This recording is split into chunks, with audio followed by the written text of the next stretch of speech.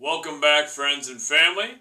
This is Family Time 67, and we're talking about social persuasion. This is another chapter in our look at self-efficacy.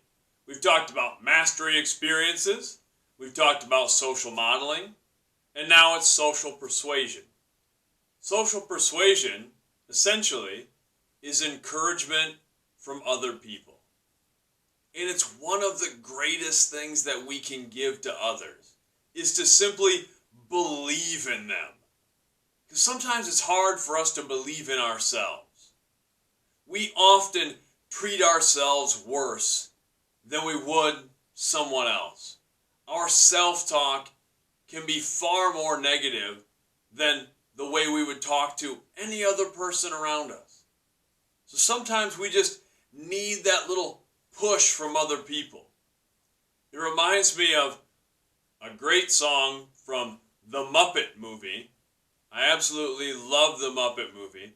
And there's a song, Dr. Teeth and the Electric Mayhem, when they're painting Kermit and Fozzie Studebaker. The song's called Can You Picture That?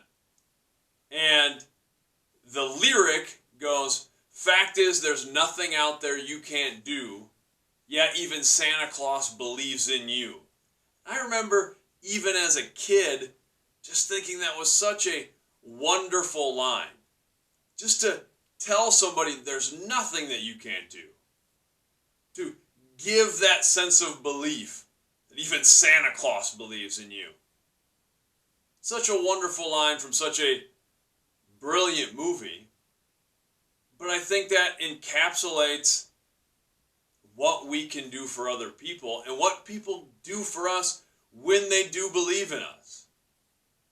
I think of so many instances in my life where somebody just said the right thing at the right time.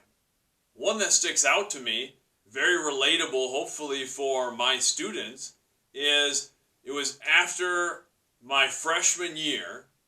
I was playing baseball in the summertime. And our head football coach, who you know, I won't belabor the story too much because I know a lot of people watch these who aren't necessarily from our school, but our head football coach, who's still our head football coach, who I am very fortunate to coach with all year round and consider a great friend, somebody I respect and admire, but he had just taken over as our head football coach. And believe it or not, for some of you, was an assistant baseball coach at the time. And I remember him grabbing me after a game or a practice, I don't remember what it was, but grabbing me, pulling me aside, and telling me that I needed to start thinking like a varsity football player. This is after my freshman year going into my sophomore year. And that was one of those things that was the right bit of encouragement at the right time. I had never even played organized football until 8th grade. So I'd played my 8th grade year and my freshman year. I didn't really have a lot of personal thoughts about what I would do continuing to play football or anything like that. I enjoyed it, and I enjoyed putting the time in the weight room and doing those things, but that was the right encouragement, the right thing to be said to me at that right moment, where I thought, hey, maybe I can be pretty good at this. That helped me build some self-efficacy in that arena because I hadn't even really seen myself in that light as a varsity football player. Then I went on to be a varsity football player and a team captain and went on to play in college, continue to coach football to this day.